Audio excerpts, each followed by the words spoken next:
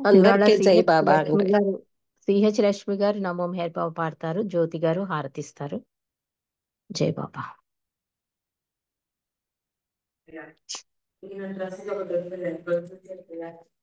जय बाबा।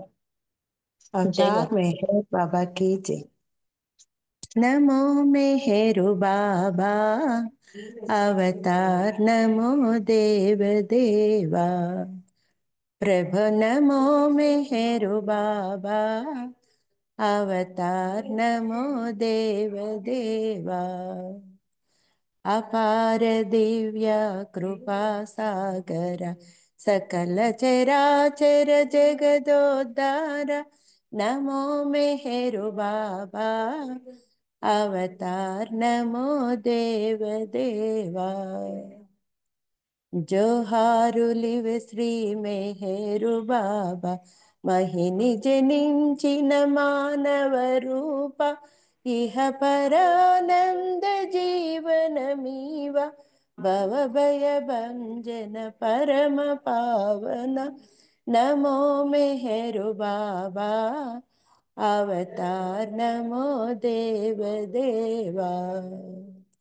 అజ్ఞానాందతనంతము చేసి దివ్య విజ్ఞాన దృష్టి నొసంగి అరిషడ్వర్గము అంతరింపగా అవ్యయ మోక్షం అనుగ్రహింపుము నమో మెహరు బాబా అవతార్ నమో దేవ దేవా।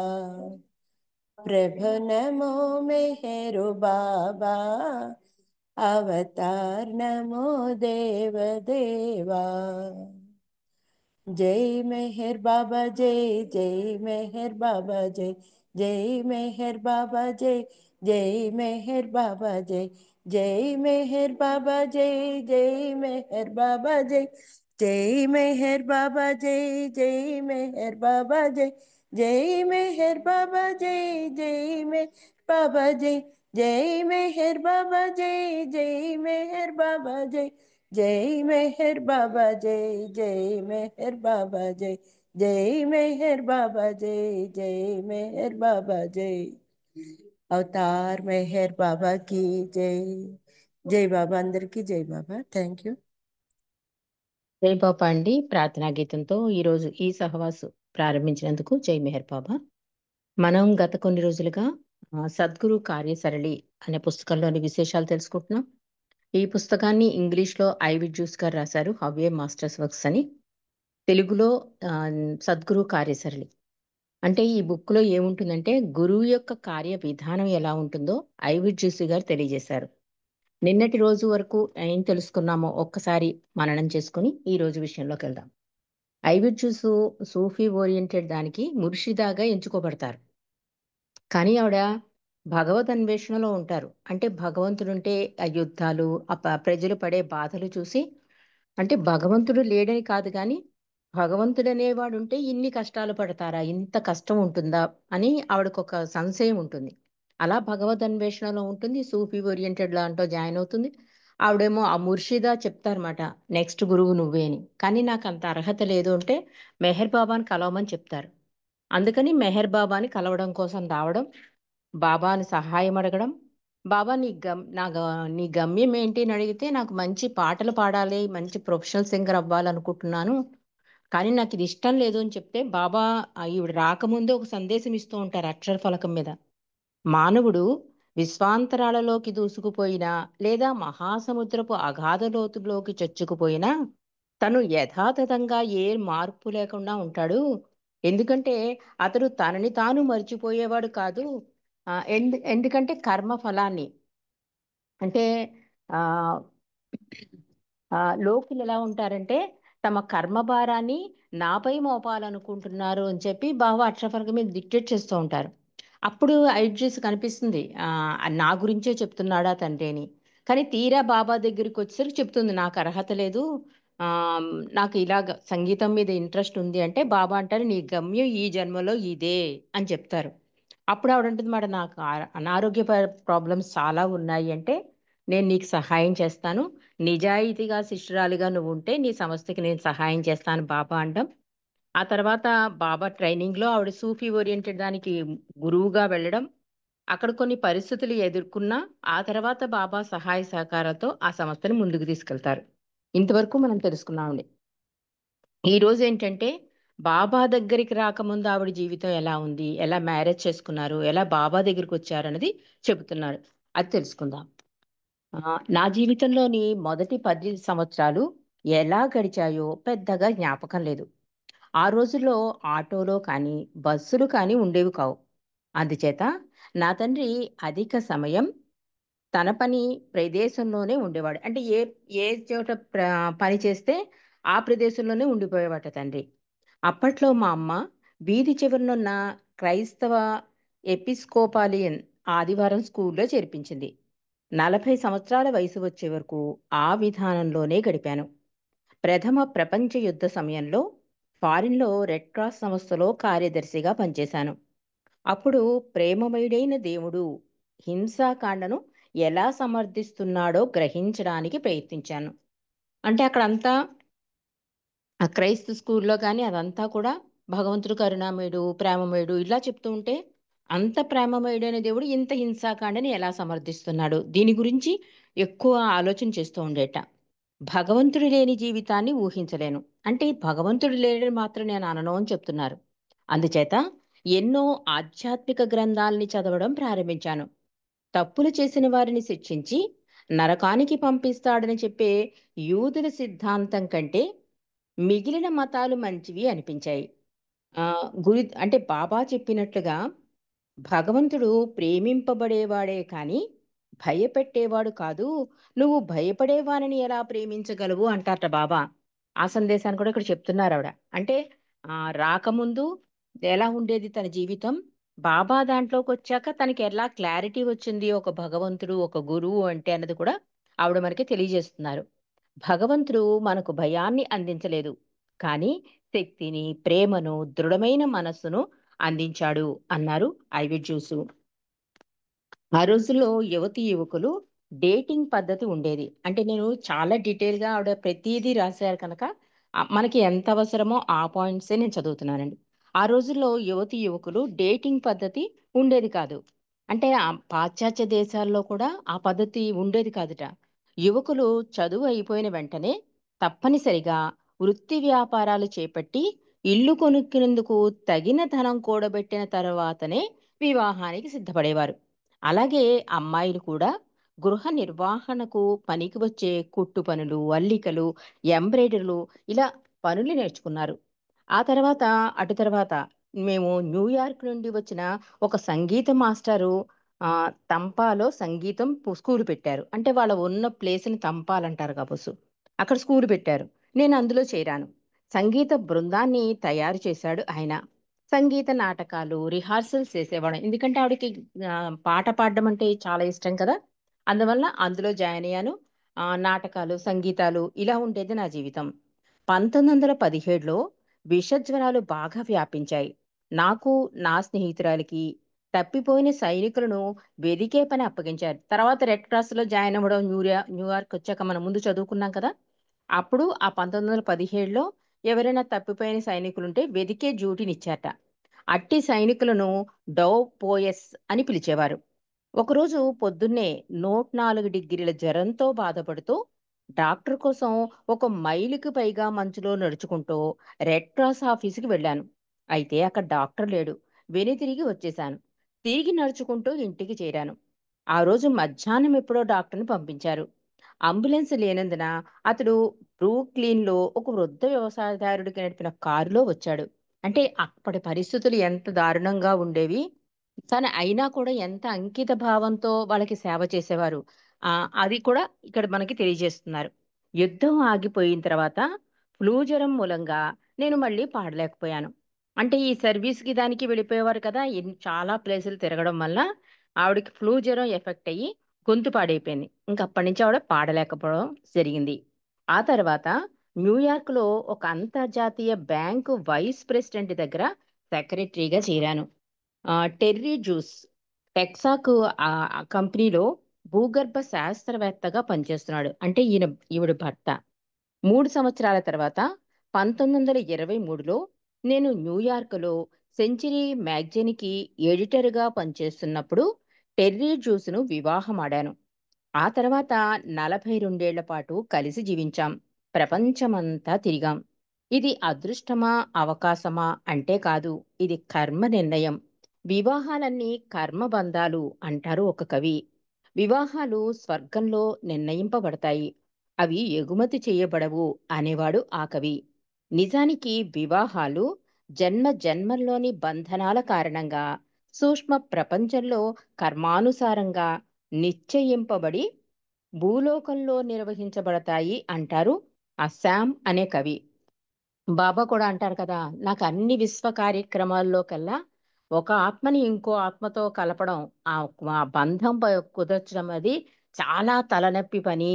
ఎందుకంటే ఈ ఆత్మతో ఇంకో ఆత్మ అంటే అతని జన్మ జన్మలు కూడా చూడాలి.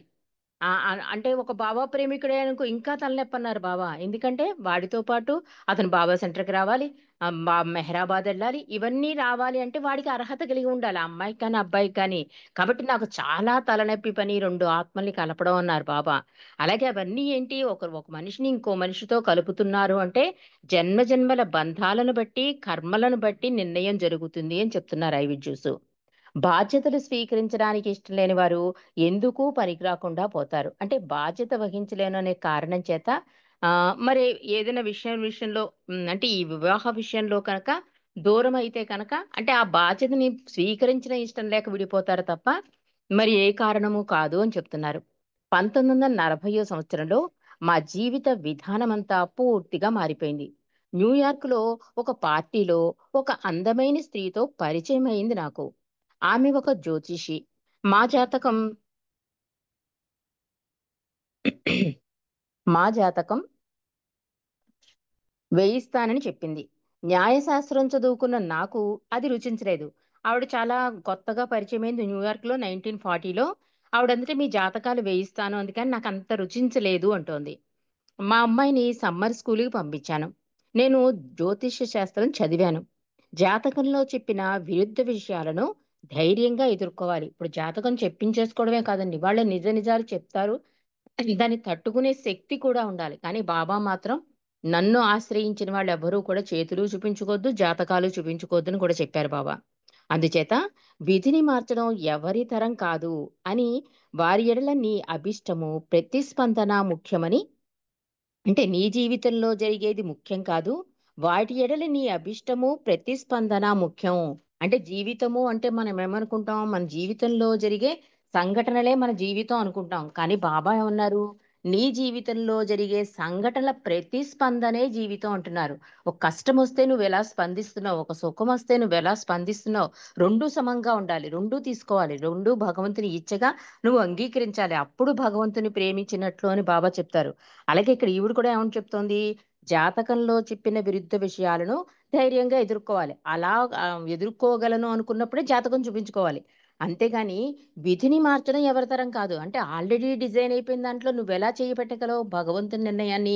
అది నీ వల్ల కాదు. నువ్వు ఎన్ని వ్రతాలు చేసినా, ఏం చేసినా కర్మ ప్రకారం నీ జీవితం ఎలా నిర్ణయమైందో అలా నడుచుకుంటూ వెళ్ళిపోతుంది. అందుకే బాబా అంటారు, నీ కర్మలో నేను ఇంటర్ఫీర్ అవ్వను గానీ నీకు సహాయ సహకారాలు, ఆ శక్తిని, ఆ తట్టుకునే శక్తిని ఇస్తాను అంటారు బాబా. కాబట్టి ఈవిడ కూడా అదే అంటున్నారు. అందుకని విధిని మార్చడం ఎవరి తరం కాదని, అభీష్టాలను మార్చుకోగలమని గ్రహించాను. నీ జీవితంలో జరిగేది ముఖ్యం కాదు. వాటి ఎడల నీ అభీష్టం, నీ ప్రతిస్పందన ముఖ్యమని హజరత్ ఇనయత్ ఖాన్ చెబుతూ ఉండేవారు. అంటే ఈ సూఫీ ఓరియంటెడ్ గురువనమాట ఆయన మొదట్లో. కేథరిన్ నాకు అనేక విషయాలు నేర్పింది.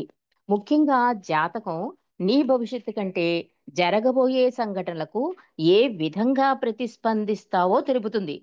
ఉదాహరణకు నేను ఇద్దరు అక్క చెల్లెళ్ళ జాతకాలు పరిశీలించినప్పుడు వారిలో ఒక ఆమె జాతకంలో తండ్రి మరణం సూచించబడింది. రెండో జాతకంలో అవి సూచించబడలేదు. అంటే అది ఎలాగో ఉంటుందంటే ఆ టైముని బట్టి ఆ పరిస్థితిని బట్టి మారిపోతూ ఉంటుందని జాతకం. అలాగే జరుగుతుందని ఉండదు.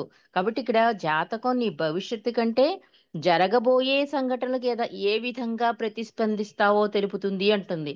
జాతకాల దిశను సూచిస్తాయి. మనం వాటిని అధిగమించడానికి ప్రయత్నించాలి. అంతేకాని వాటిని మార్చలేనివిగా స్వీకరించకూడదు. అంటే మార్చేద్దాం అనుకున్నట్టుగా స్వీకరించకూడదు అని చెప్తున్నారు. భగవంతుడు మన అభివృద్ధికి ద్వంద్వాల ప్రణాళిక వేశాడు. అందుచేత నెప్ట్యూన్, యురేనస్, ప్లూటో ఇవి గ్రహాలుంటాయి కదా! ఇవి మన జీవితాల ప్రభావం చేస్తాయే తప్ప వాటిని నిర్ణయించలేవు అని జ్యూస్ చెప్తున్నారు. మనకి భగవంతుని మీద విశ్వాసం ఉండి, ఆయనకు అనుసంధింపబడితే ఏ జాతకాలు ఏమీ చేయలేవు. తర్వాత ఒకసారి మెహర్జీ కర్కారియా బాబా శిష్యుడు మనందరికీ తెలుసు. ఒక జ్యోతిష్ని సూచనను అనుసరించినప్పుడు బాబా ఇలా అన్నారు. ఈ మెహర్జీ కక్కారియా అండి బాబా దగ్గరికి వచ్చేటప్పుడు బాబా టైం పెడతారు. ఈ టైం ఖాళీగా ఉంది కదా అని తన ఫ్రెండ్ దగ్గరికి వెళ్తాడు. అతను ఏం చెప్తాడంటే జాతకాలు చెప్తాడనమాట. కక్కారియా అడగకుండానే నీ వ్యాపారం నష్టపోతుంది. ముందు ఇమ్మీడియట్ గా ఎక్కడో వ్యాపారం చేస్తూ ఉంటాడు. అక్కడి నుంచి ఇండియా వస్తాడనమాట. ఇమ్మీడియట్ గా నీ వ్యాపారం మూసివెయ్యి అని చెప్తాడు. సరే అని చెప్పి ఫ్రెండ్‌కి టెలిగ్రామ్ ఇచ్చేసి బాబా దగ్గరికొస్తాడు.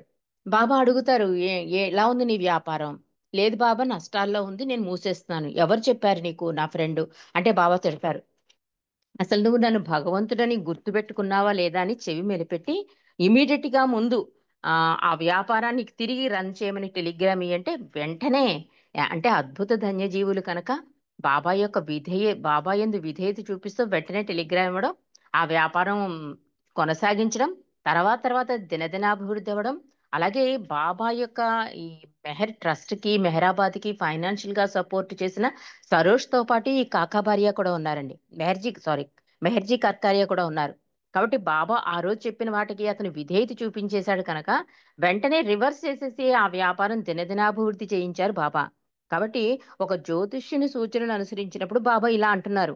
మీ విధిని ఎవరు నిర్ణయిస్తారు? మీ కర్మానుగుణ్యంగా భగవంతుడు మీ విధిని నిర్ణయిస్తాడు.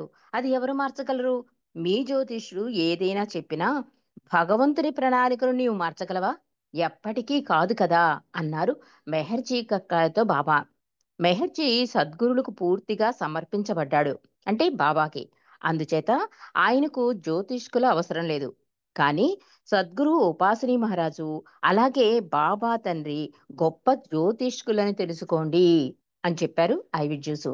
అంటే ఎలా ఆవిడ చిన్నతనం క్రైస్తవ స్కూల్లోనే గడపడం, సంగీతం నేర్చుకోవడం, తర్వాత భగవద్ అన్వేషణ, రెడ్ క్రాస్‌లో జాయిన్ అవ్వడం, ఆ తర్వాత ఫ్లూ జ్వరమొచ్చి గొంతు పాడైపోవడం, నెక్స్ట్ ఏదో బ్యాంకులో పనిచేస్తున్నప్పుడు ఈ టెర్రీ జ్యూస్ అనే తన భర్త పరిచయం అవ్వడం, మ్యారేజ్ చేసుకోవడం.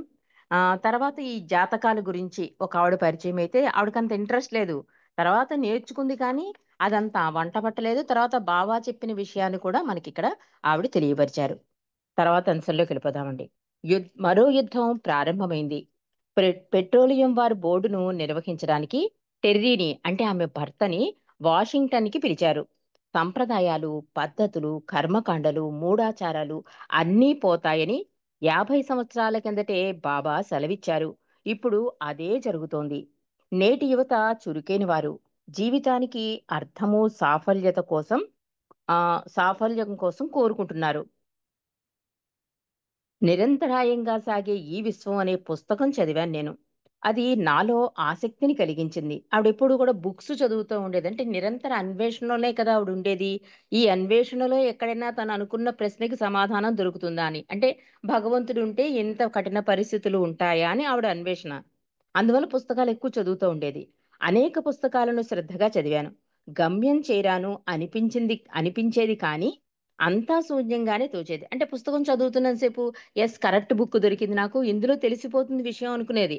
కానీ తీరా చూస్తే శూన్యంగానే తోచేది నాకు అని చెప్తున్నారు. దాహం వేసినప్పుడు కావలసింది మాటలు కాదు, మంచినీళ్ళు అని గ్రహించా. నాకొక దొంగ గురువు తటస్థపడ్డాడు. నన్ను వంచించాలని చూశాడు. తర్వాత బాబా కపటాన్ని భగవంతుడు క్షమించలేడు. దొంగ గురువులు అమితంగా బాధననుభవిస్తారు అని చెప్పారు. అంటే ఆ గురువు దగ్గరికెళ్తే ఆయనేం చేశాడంటే, ఈవిడికి కొన్ని మహత్తులు చెప్పారు. ఎవరైనా నీ దగ్గర బాధలు పడుతూ వస్తే వాళ్ళ వాళ్ళ రోగాలు నయం చేసేలా కొన్నేవో చూపించాడు. ఆవిడది చేయడంతో ఏమైంది, వాళ్ళకి రోగాలు తగ్గిపోయేవి గానీ, ఆ అటాక్ ఈవిడ మీద పడేది. దీనివల్ల ఈవిడ ఆరోగ్యం అంతా పాడైపోయేది. ఆ రకంగా నేను తప్పుదారిలో పట్టాను ఒక దొంగ సాధువు వలన అని చెప్తున్నారు. అయితే అటువంటి గురువుచే బోధింపబడిన వారికి బాబా ఇలా చెప్పి ఊరట కలిగించారు. అటువంటి గురువుల వల్ల కలిగిన అనుభవం మంచిదైనా, చెడ్డదైనా అది నిన్ను నా దగ్గరకు చేర్చగలిగితే అది మంచిదే. అంటే బాబా అన్నారు, ఎలాంటి గురువుల దగ్గరికి మీరు వెళ్ళి వెళ్ళి వెళ్ళి తర్వాత ఫైనల్‌గా నా దగ్గరికొస్తారు కదా! అందుకని మంచిదే. కానీ ఇక నుంచి మళ్ళీ గురువు అన్వేషణలోకి వెళ్ళిపోకూడదు మళ్ళీ. ఇక్కడ బాబా దొరికేసారు కదా! మళ్ళీ గురువు అన్వేషణ ఎందుకు? మళ్ళీ ఇంకో గురువు దగ్గరికెందుకు? అందుకే వెళ్ళక్కర్లేదు. అందువలన ఆ రకంగా చూసుకుంటే అది మంచిదే అన్నారు డైవిడ్జిస్‌తో. మరోలా చెప్పాలంటే, నీవు మరంత భ్రమలోకి లోనైతే నీ ఆధ్యాత్మిక అన్వేషణ వదులుకుంటావు. అలా కాక నీ గురువు ఎడల గల నీ భ్రాంతి, నీ అన్వేషణకు మరంతగా పురుగొల్పితే భగవంతుని నుండి నీ అన్వేషణకు తగ్గ ప్రతిఫలం లభిస్తుంది. బాబా ఏమన్నారు? శిష్యుడు సంసిద్ధుడై ఉన్నప్పుడు గురువు ప్రత్యక్షమవుతాడు అన్నారు బాబా. ఇలా ఉన్నప్పుడే విచిత్రమైన రీతిలో నా సూఫీ గురువు ముర్షిదా మార్టిన్ని కలుసుకున్నాను. అంటే ఇదంతా కూడా బాబాని కలవక ముందు తన జీవిత స్టైల్ అంటే పద్ధతి ఎలా బాబా దాంట్లోకి వచ్చిందో మనకు చెప్తోంది కనుక ఈ సూఫీ గురువు ముర్షిదా మార్టిన్ని కలిసిందావిడ. ఆ విషయాలు చెప్తున్నారు. శ్రీమతి అల్స్ట్రాండ్ వారానికి ఒకరోజు జ్యోతిష్యంలో క్లాసులు నిర్వహించేవారు. మేము ముర్షిదాను కలుసుకున్నప్పుడు వారింట్లో ఆధ్యాత్మిక సంబంధమైన ఎన్నో వస్తువులు ఉన్నాయి. అంటే ఒక బంగారు బుద్ధ విగ్రహం, శివుని కంచు విగ్రహం, పవిత్రమైన వృక్షం ఒకటి. మీరేం చేస్తూ ఉంటారు అని అడిగితే తాను సూఫీ బోధకురాలని చెప్పారు. ఆవిడకప్పటికి ఇంకా సూఫీ ఒక సంస్థ ఉందని, అది ముర్షిదాలు ఉంటారని ఏమీ తెలీదు. కానీ పరిచయం అయ్యారు. ఫస్ట్ ముర్షిదా మార్టిను జ్యూస్‌కి పరిచయమైతే వాళ్ళ ఇంటికెళితే ఆవిడ అడిగింట జ్యూసు, "మీరేం చేస్తూ ఉంటారు?" అంటే, "నేను సూఫీ బోధకురాలిని" చెప్పింట. నేనింతవరకు సూఫీ అనే పేరు వినలేదు. కానీ మీ దగ్గర సూఫీ సిద్ధాంతాలు నేర్చుకుంటాను అన్నాను ఆవిడతో. అలా అయితే మీరు మిగతా గురువులు వదిలేయాలి అని ఆమె అన్నారు. అలా అయితే మీరు మా సంస్థలో జాయిన్ అవ్వాలంటే మీరు ఇంతవరకు ఫాలో అవుతున్న గురువుల్ని వదిలేయాలి అన్నట్ట మార్టిను. ఆమెకి ఎన్నో విషయాలు తెలుసు. నన్ను ఇంతకాలం ఎందుకు వృధా చేయనిచ్చారు అనంటే ఆమె నవ్వుతో, భగవంతునికి కావలసింది నీ హృదయమే కానీ నీ మేధస్సు కాదు అన్నారు. అంటే ఇన్నాళ్ళు ఆవిడ ఏంటి, భగవంతుడు అనేవాడు ఉంటే ఇలా జరుగుతుందా క్వశ్చనింగ్ లో ఉంది కదా! అందుకని ఆ మార్టిన్ దగ్గరికి రాగానే ఆ సూఫీ ముర్షిదా దగ్గర రాగానే అడుగుతోంది, ఎన్నో విషయాలు నేను నేర్చుకుంటాను. కానీ ఎందుకింత లేట్ అయింది మీ దగ్గర రావడానికి నాకు అంటే, అప్పుడు ఆవిడ చెప్తోంది, భగవంతుడికి కావాల్సిన హృదయం కానీ, నీ తెలివి, నీ బుద్ధి, నీ మేధస్సు కాదు అని చెప్పారు ముర్షిదా. ఇన్నేళ్లుగా ఆమె నా కోసం వేచి ఉన్నారని గ్రహించలేకపోయా. తనకు వారసులుగా నాకు తర్ఫీదు ఇవ్వడం ప్రారంభించారు. 1945 మాకు వాషింగ్టన్ డీసీకి బదిలీ అయింది.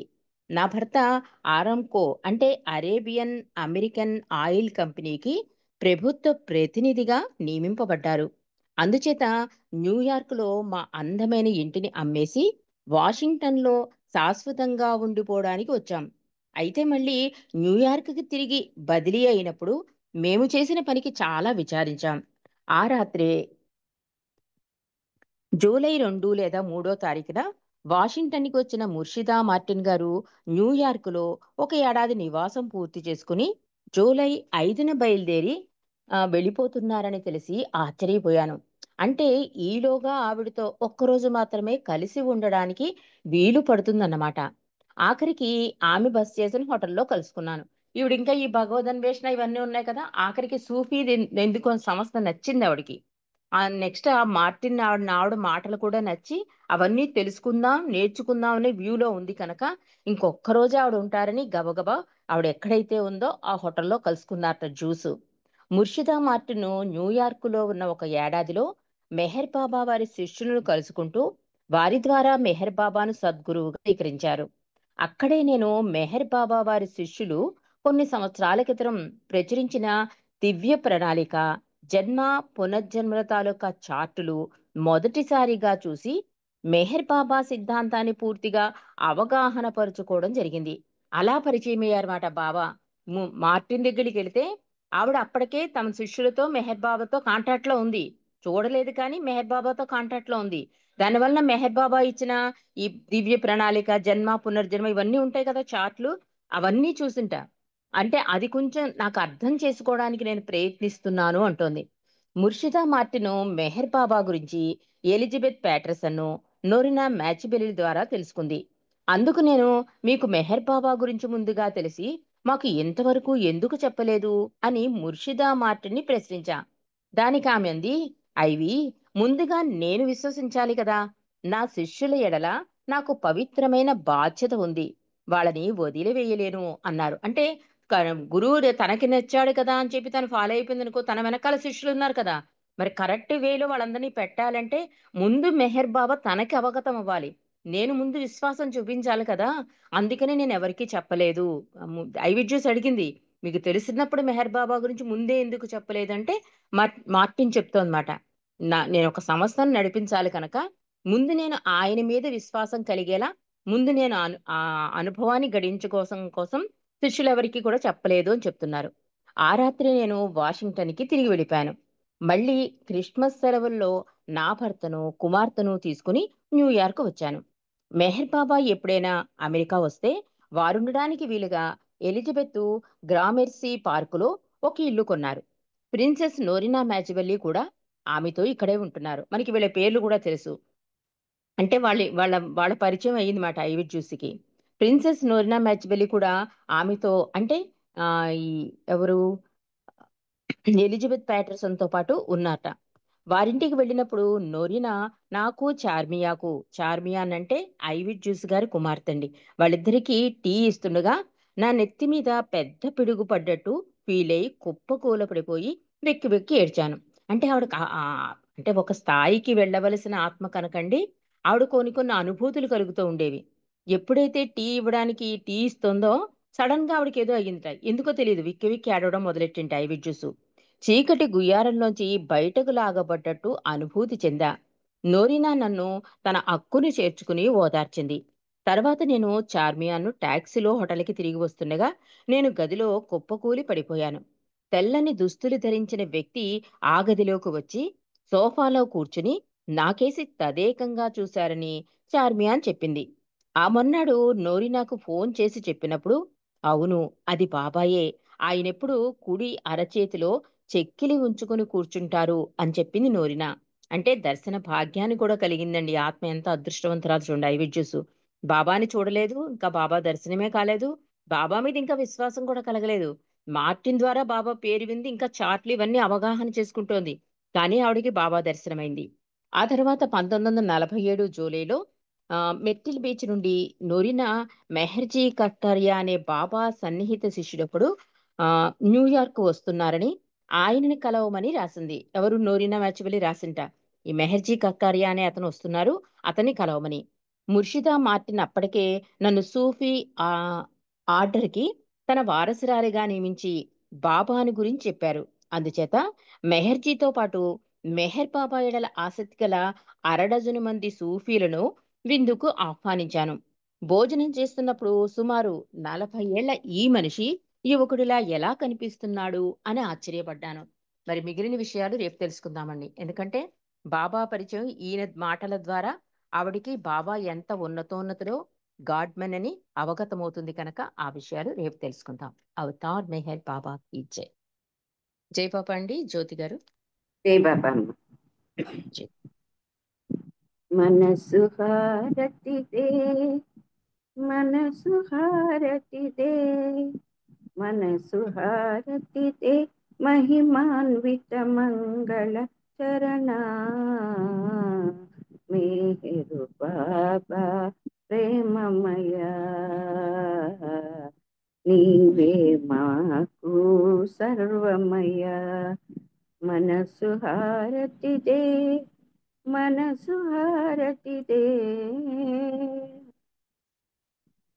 శ్రీకరమౌని సుందర రూపం, శుభకరమౌ నంద స్వరూపం, విమల దయా గుణ ప్రేమ స్వరూపం, విమల దయా గుణ ప్రేమ స్వరూపం, నిరుపమ తేజో విలసిత సత్య స్వరూపం, మేహరు బాబా ప్రేమమయ, నీవే మాకు సర్వమయ. మనసు హారతిదే, మనసు హారతిదే. నీ సేవే మాకిహము పరము, నిన్ను సేవించే జన్మే ధన్యం. నీ సేవే మాకిహము పరము, నిన్ను సేవించే జన్మే ధన్యం. నీ చరణములే శరణం శరణం, నీ చరణములే శరణం శరణం. జీవిత పరమావధి నీ సన్నిధి కాదా. మేహరు బాబా ప్రేమమయ, నీవే మాకు సర్వమయ. మనసు హారతిదే, మనసు హారతిదే. మానస చోరా మదిగై కోరా, శాశ్వత మౌని దరిరా నీరా.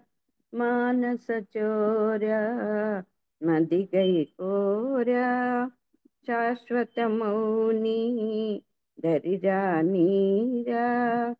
అంజలితో మా మనసులు నీకు, అంజలితో మా మనసులు నీకు హారతి చేసాము నేడు మౌన స్వరూప. మేహరు బాబా ప్రేమమయ, నీవే మాకు సర్వమయ. మనసు హారతిదే, మనసు హారతిదే, మనసు హారతిదే. మహిమాన్విత మంగళ చరణ,